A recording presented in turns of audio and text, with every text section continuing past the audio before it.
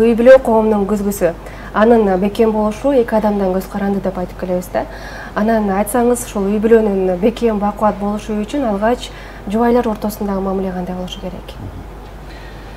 Эң алгач албетте бул үй бүлөнүн бекем болушу үчүн башта жубайлардын бири-бирине болгон ишеними бекем болуш керек. Ишеним, бири-бирине болгон сүйүүсү, ишеними. Албетте балким сүйүү башта болбошу мүмкүн кээ бир үй бүлөлөрдө эме алгандай, бирок баары бир ак нике аркылуу болгон мамиледе, байланышта сөз түрдө кудайт алам баягы ысык мамиленин аркасында, бири-бирине болгон ишенимдин аркасында, бири-бирине болгон мээр төгүп, мындай айтканда боорукердин аркасынан Алла Таалам сөз түрдө аларга мунун ортосунда бир жакшы бир ынтымак сүйүүнү берет да. Ошон үчүн муну менен элем эң башта бул ишеним, бул эми ыйман деп да айтабыз бул маселеде, албетте башта, андан кийин бири-бирине болгон ишеним.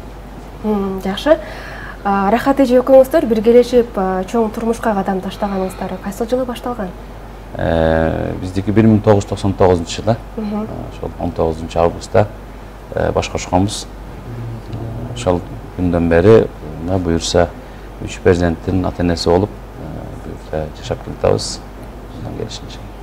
Жакшы, сиздер ушул үй бүлө темасында көптөгөн биздин жаштарыбызга кеп кеңешиңиздерди берип, сабактарды өтүп келесиздер. Жалпы коомчулук сиздерди диний агартуучу катары таанышат да. Анан айтсаңыздар, үй бүлөдө сиздер бири-бириңиздерге кандай жолдош, кандай жубайсыздар? Келинчегим айтсын анда. Рахат эже. Албетте, алгач ушул күнгө жеткирген Алла Таалага шүгүрлөр болсун. Бүгүн өтө сонун бир баягы тема болуп атат. Үлгүлүү үй бүлө болуш үчүн албетте оңой эмес. Жанагы айтат эмеспи?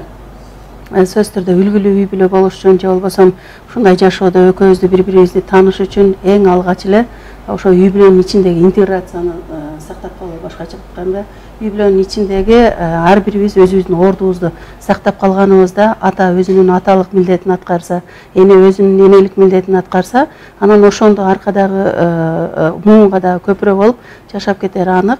Биз дагы экөөбүз Кудайга шүгүр мына өмүрүбүздүн жарымын чогот көрдүк. Мен ойлойм, иншалла өзүнүн жашоосу менен бул киши негизи философ кесиби боюнча.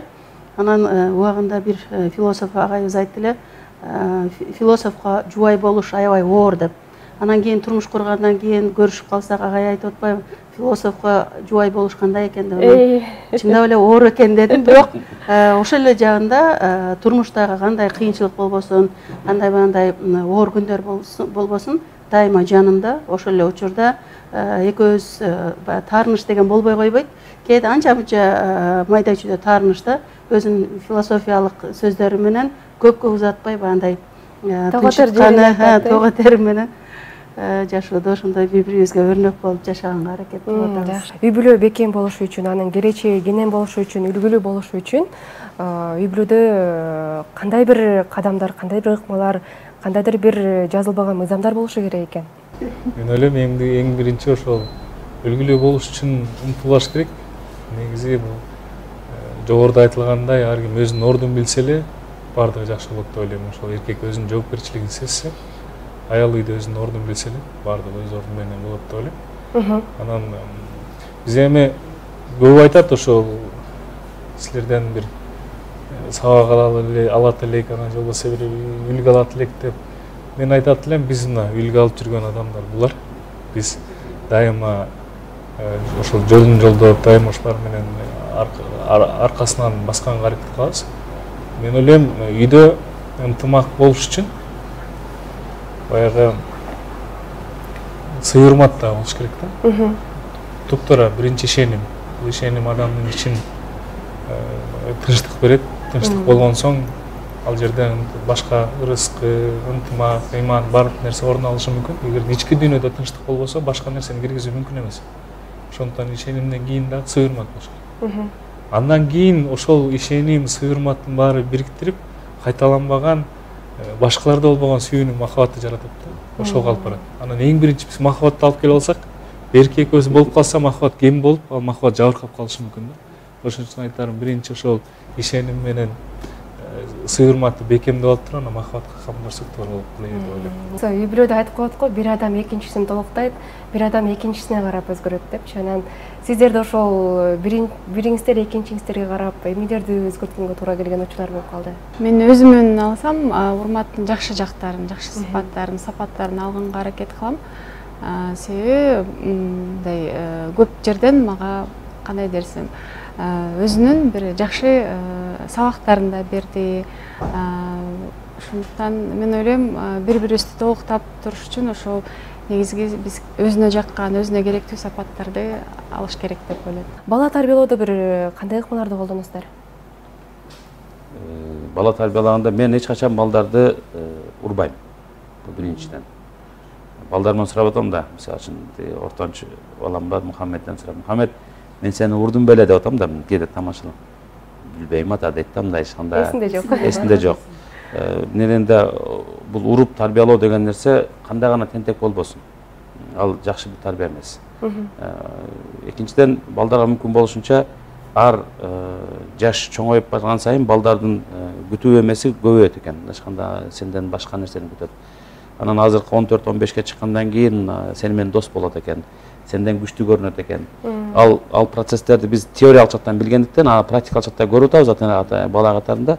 Ошого даяр болуп, мүмкүн болушунча ошого макул деп, бирок ошол учурда алардан да ашып өтө тургандай деңгээлде өзүмдү спорттук жактан дагы болсун, анан илимий жактан дагы болсун, ар тараптан. Мен уже акыркы күндө жетише албай калатам да. Дегенде чоң балабыз, улуу кызыбыз азыр 22 жашта болсо, андан кийинкиси 17ге чыгат, буюрса анан 13-14 дегендей, ошонун бардыгынын талабына ылайыктуу, идеалдуу бир эме болуш үчүн мен ар тарапты өзүмдү мындай бир ата катарында көрсөтүүгө аракет кылышым керек. Мен эгер бир жерде алсыз болсом, мейли мен илимий жактан алыс болуп калсам, мен маалыматчан алыс болуп калсам, анда балам айтат, атам менден көп нерсе билбей турбайбы деген эме келет. Бул деген нерсе туура намыс маселеси болушу мүмкүн, бирок бул тарбия берүүдөгү балким менин алсыздыгым, бул менин катам болуп эсептелет. Ошондуктан мен колдон келишинче балдарга ошол жактан идеалдуу үлгүлүү болгонго аракет кылабыз, бирок кээде албетте жетише албайм.